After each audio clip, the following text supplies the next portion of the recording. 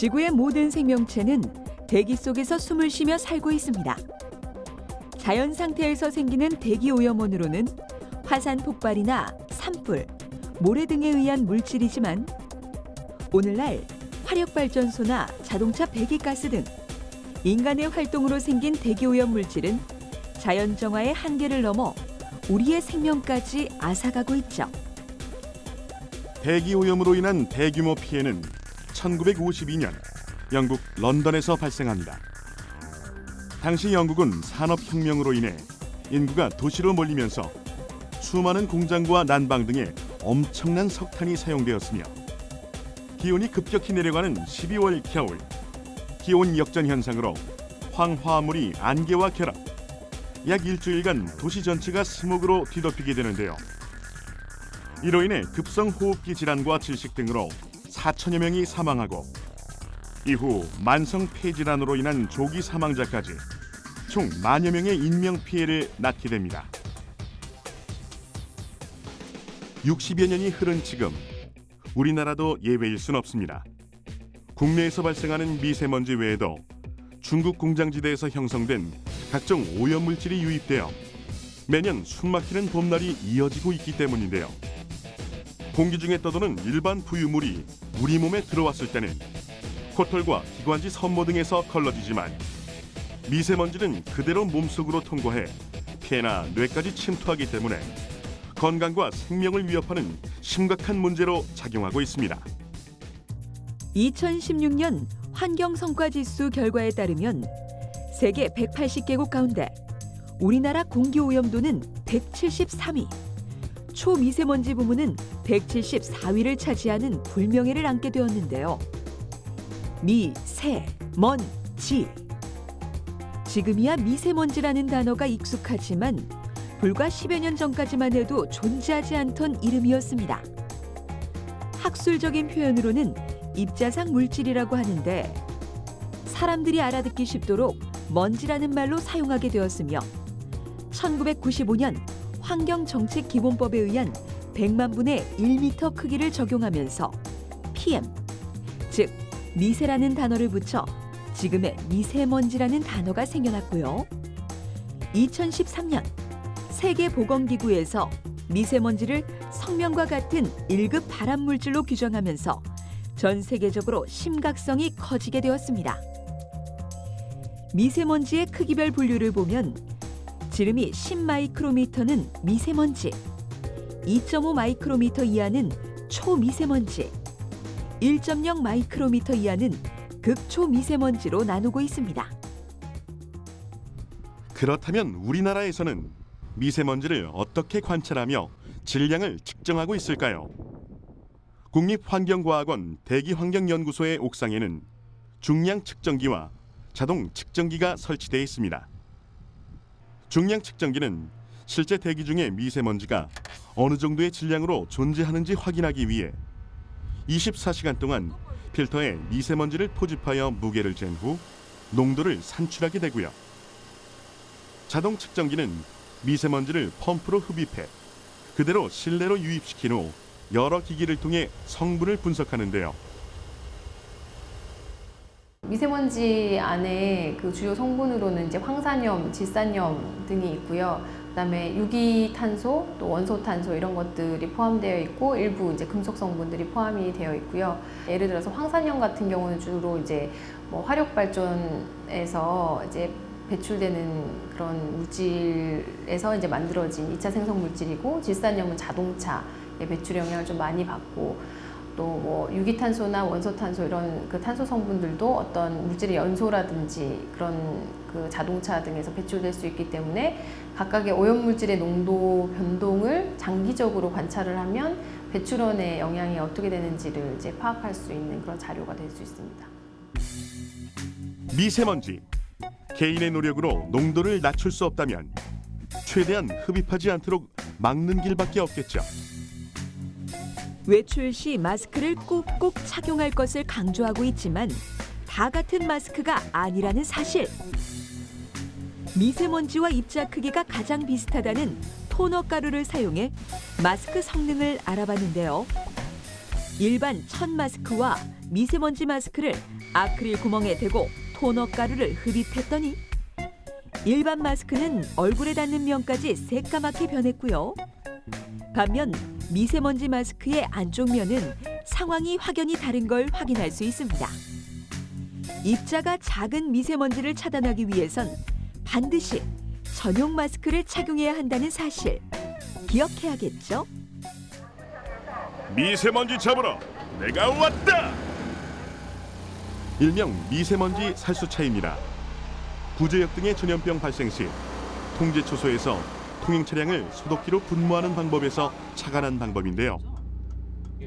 차량 지붕에서 안개와 같은 물입자를 분사하는 것이 전부이지만 대기 중에 떠있는 미세먼지를 수증기와 흡착시켜 땅으로 가라앉히는 원리로 청소전 대비 평균 25%의 미세먼지 저감 효과가 확인됐다고 합니다.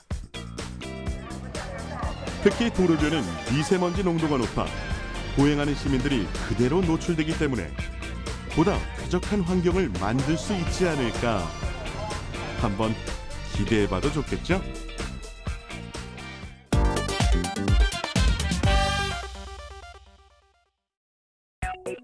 현대인의 날개와 같은 존재, 자동차. 이제는 자동차 없는 생활은 상상도 할 수 없을 만큼 우리에게 중요한 존재로 자리 잡고 있습니다. 2016년 말 집계에 따르면 우리나라의 자동차 등록 대수는 2,180만 3,300여 대. 작년보다 81만 3천 대가량 늘어난 양이고요. 1945년 7천여 대에 불과했던 수가 70여 년 만에 무려 2,700배 증가한 수치라고 합니다. 나라별 자동차 한 대당 인구수를 살펴보죠. 미국은 1.3명당 자동차 한 대를, 일본은 1.7명, 이탈리아 1.5명, 우리나라는 약 2.5명당 한 대 자동차를 보유하고 있는 셈인데요. 순위로 따져보면 전 세계에서 약 15위에 해당한다고 합니다. 자동차 사용은 좋지만 문제는 바로 자동차가 내뿜는 배기가스가 미세먼지의 오염원이 되고 있다는 건데요. 특히 노후화된 경유 차량에서 많이 배출되는 칠소 산화물은 산성비의 원인이자 광화학 스모그를 만들어 호흡기 장애와 암을 유발한다고 하고요.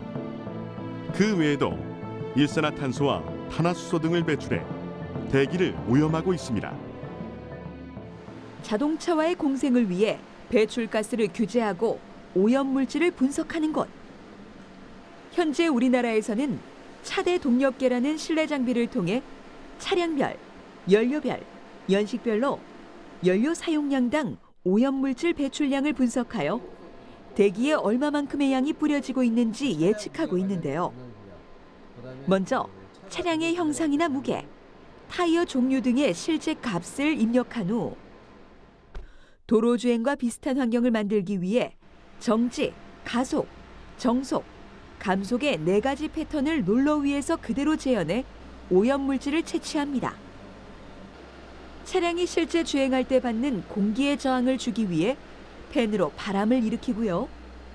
차량은 이 바람을 헤치고 롤러를 굴리며 힘차게 전진하게 됩니다.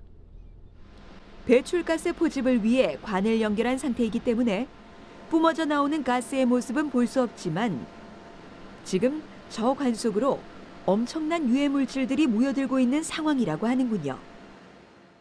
지금 이 화면은 이제 자동차가 이제 그 도로 주행하는 상태를 이제 재현하는 건데요. 지금 현재 이 상태는 아이들 상태, 공회전 상태고요. 여기 이제 서서 이제 가속하는 상황입니다. 그러니까 이게 이제 속도고 이제 시간으로서 지금 이제 속도가 서서히 지금 30km까지 지금 올라가는 상황입니다. 30km에서 지금 정속으로 유지를 하는 상태입니다. 포집된 배기가스 성분은 모니터를 통해 농도를 실시간으로 확인할 수 있고요. 이러한 물질들은 배출가스 분석기를 통해 종류별로 따로 분리되는데요. 일산화탄소, 탄화수소, 질소산화물과 같이 눈에 보이지 않는 종류는 투명 비닐 안에 모아 측정하며 우리가 미세먼지라고 부르는 입자상 물질은 필터의 시커먼 형태로 모여 정체를 드러내게 됩니다. 저감 정치가 기능을 제대로 하면 이렇게 많이 그냥 흰 정도가 그대로 나오는데요. 진짜 아주 많이 나오는 거, 그러니까 예전 차들 그런 차들은 이렇게 시커멓게 나오고 있습니다. 이렇게 차량의 배기가스 농도를 측정하는 이유는 환경을 위해 조금이라도 규제를 하기 위함인데요. 현재 우리나라의 배기가스 규제는 유럽의 경유차 규제인 유로6를 적용하고 있으며 그 기준이 날로 엄격해지고 있다는 걸 알 수 있습니다. 지난 2016년에는 경유차의 결함 검사를 통해 오염물질 과다 배출이 확인된 사례가 있었는데요.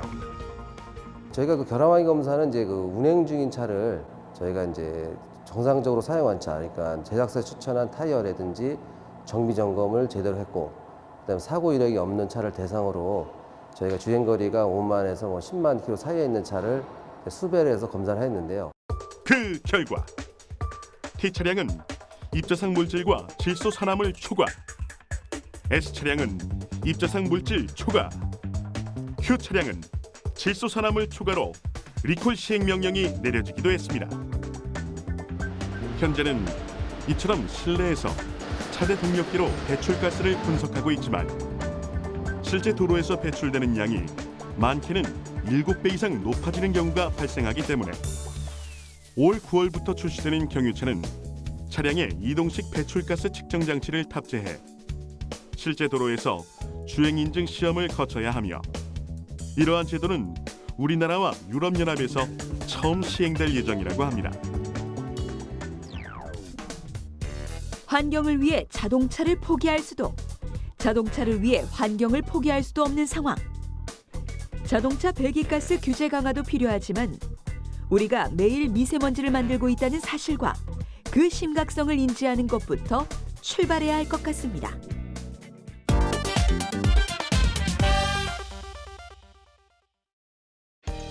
공기와 더불어 생명을 유지하는 기본 요소, 물. 하지만 공장에서 방류하는 폐수, 가축의 오물과 적조, 녹조, 가정에서 내보내는 생활하수 등으로 인해 그야말로 물이 몸살을 앓고 있는데요. 이렇게 회생 불가능할 것 같은 물도 정수 과정을 거치면 다시 깨끗한 물로 살아나게 됩니다. 먼저 가장 기본이 되는 일반 정수 과정을 잠시 살펴보죠.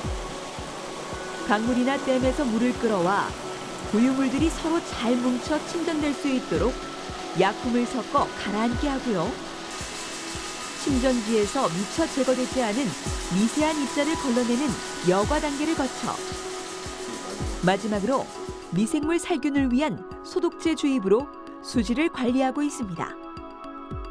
거기에 우리나라는 WHO와 미국 다음으로 항목이 많은 60개의 수질 검사를 통해 관리하기 때문에 세계적으로 우수한 수질을 유지하고 있고요.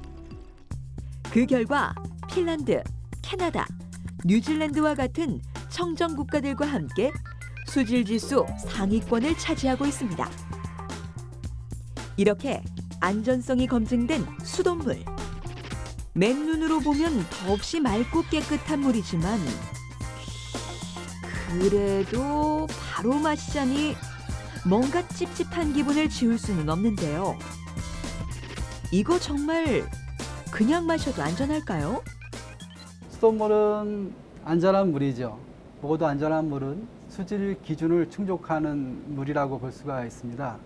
수질 기준은 우리가 평생 동안 매일 2리터의 물을 먹어도 인체에 전혀 유해하지 않는 수준으로 설정한 안전한 값이라고 할 수가 있습니다.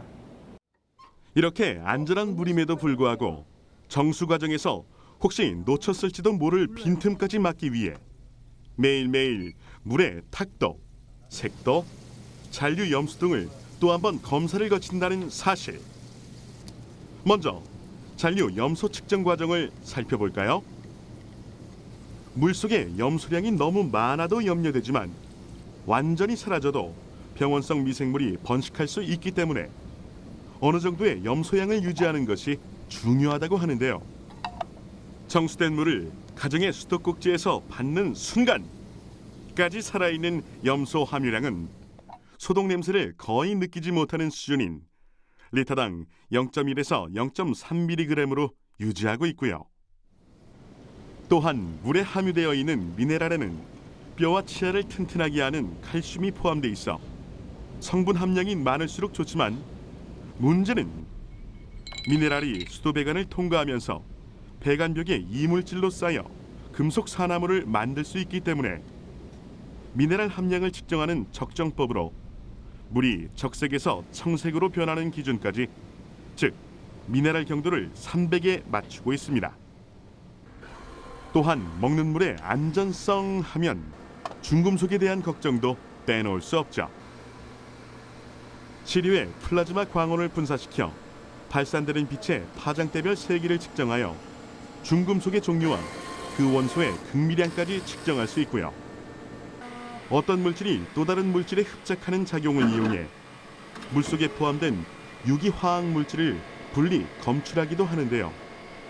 주로 농약 성분이나 조류에서 발생하는 지오스민, 다이옥산 등과 같은 발암 물질을 분석하는 데 사용된다고 합니다. 미생물의 보고라 할 정도로 자연 상태의 물 속에는 수많은 미생물이 포함되어 있습니다. 그 개수만 해도 무려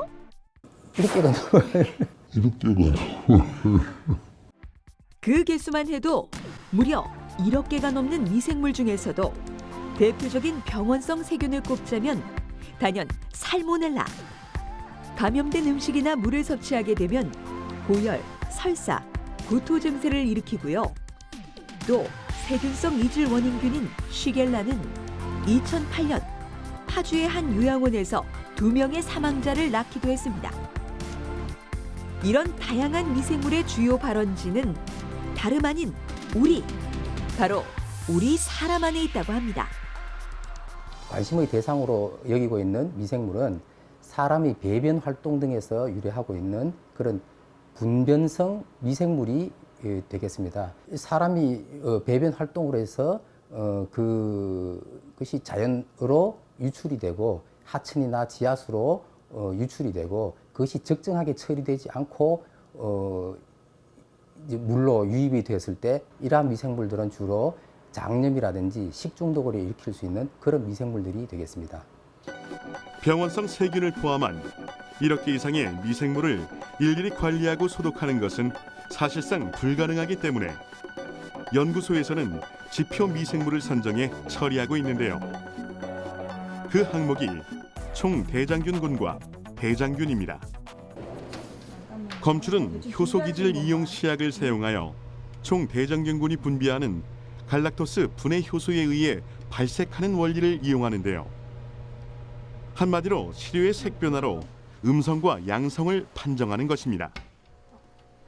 물에 시약을 넣고 녹인 후 약 35도씨에서 24시간 동안 균을 배양해 약이 노란색을 띠면 총 대장균군 검출, 색 변화가 없으면 검출이 안 된 상태이고요. 총 대장균군이 양성으로 판정되었을 때 여기에 자외선을 비추면 또 한 번의 색 변화가 일어나는데 형광빛을 띈다면 대장균까지 포함되어 있는 결과라고 합니다.